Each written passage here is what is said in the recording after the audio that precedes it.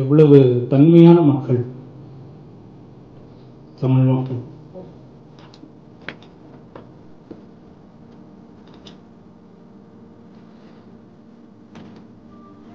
இந்த குடும்பத்தோட உட்கார்ந்துருக்க மாதிரி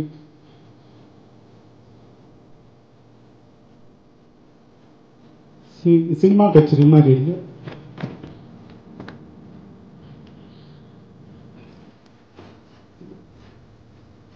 சின்ன வயசுல லீலாவதியில பிறந்தா ஹாஸ்பிட்டலில். அங்கிருந்து ஃபஸ்ட்டு கொஞ்சிய அவளை கொஞ்சிய அண்ணன் நான் சாரி பாடுறதுக்கு தான் வந்தேன்.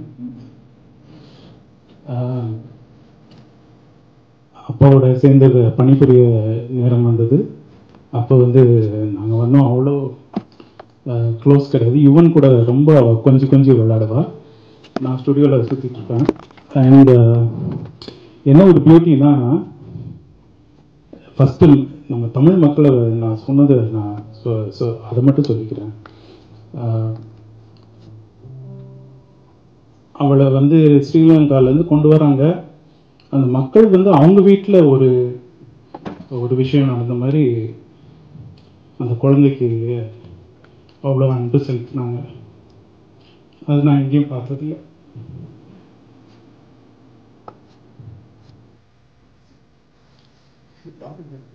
சாரி. பெருமக்கள் அனைவருக்கும் என் வணக்கம். அவதானுடைய ஒரு ஆண்டு நிறைவு நாள் என்று. ரொம்ப ஆச்சரியமான விஷயம் என்னென்னா, இன்றைக்கி பிறந்த நாள் பவதாவுக்கு. இந்த பிறந்த நாளே பவதா போன அந்த திதி இன்னைக்கு தான் வரும். திதியும் பிறந்த நாளும் ஒன்றாக வருவது என்பது யாருக்கும் நடந்ததில்லை. இது மிகவும் ஆத்மா சாந்தி அடைந்திருக்கிறது என்பதற்கு இது ஒரு நல்ல உதாரணமாக நான் இங்கே குறிப்பிட விரும்புகிறேன்.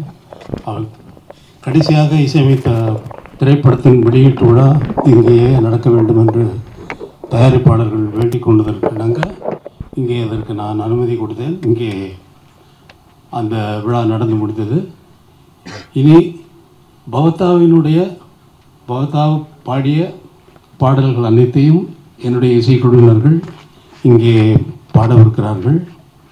பவதாவின் நினைவுக்காக, பவதாவின் அந்த ஒரு ஆண்டு எவ்வளவோ பவதா போவதற்கு முன்னால் என்னுடன் பவதா கழித்த அந்த நாட்கள் என்னால் என் வாழ்நாளில் மறக்க முடியாது. உங்களுக்கெல்லாம் இந்த பவதா பாடிய பாடல்கள் காத்திருக்கின்றன. நன்றி. வேறு நீ எதுவும் பேசுகிற? நீ படத்தை பற்றி படத்தில் பாட்டெல்லாம் எழுதியிருக்கில்ல பவதா?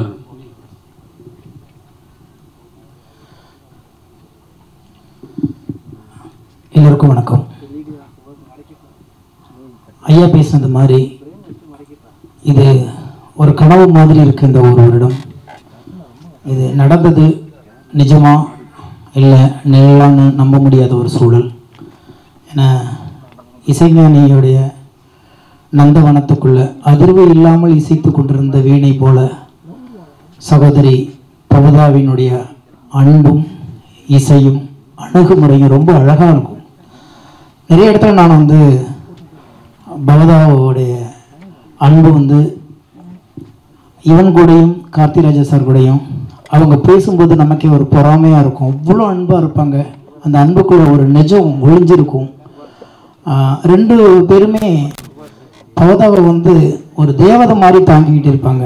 அதே மீறி ராஜா சாரை பற்றி சொல்லவே வேண்டியதில்லை. இசைஞானியை பற்றி எதையுமே வெளியே காமிக்க மாட்டாங்க.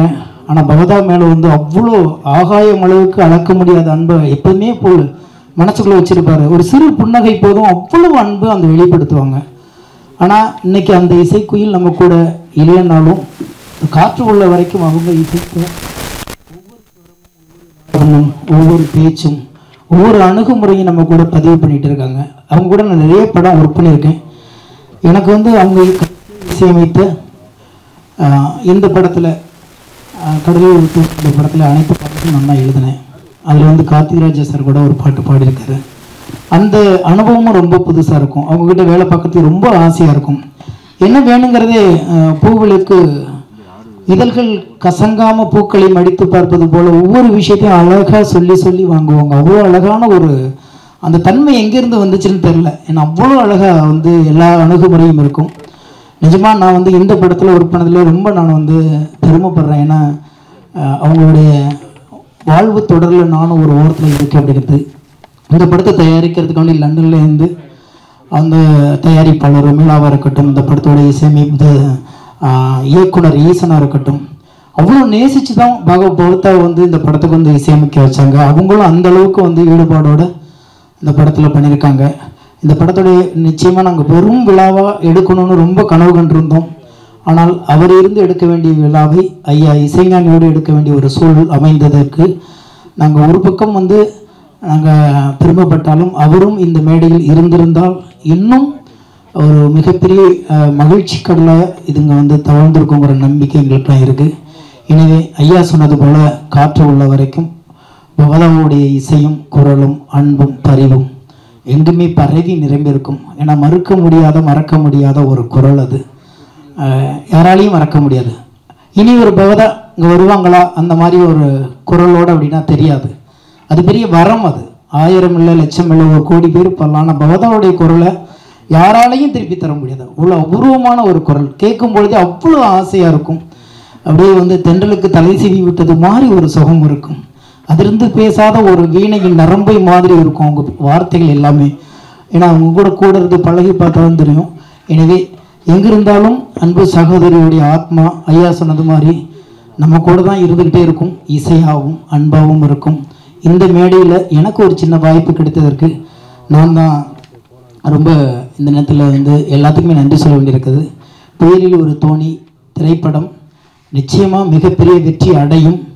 அதன் மூலமாகவும் பவதாவுடைய அந்த இசை இன்னும் ஓங்கி வளருங்கிற நம்பிக்கை எங்களுக்கு எல்லாத்துக்குமே இருக்குது. இந்த வாய்ப்பு கொடுத்த இசைஞானிக்கு தான் படக்குழுவின் சார்பாகவும் இந்த குடும்பத்தின் சார்பாகவும் மீண்டும் ஒரு நன்றிகளையும் உங்களுடைய தயவான அன்பையும் நாங்கள் மீண்டும் தெரிவித்துக் கொள்கிறோம். நன்றி.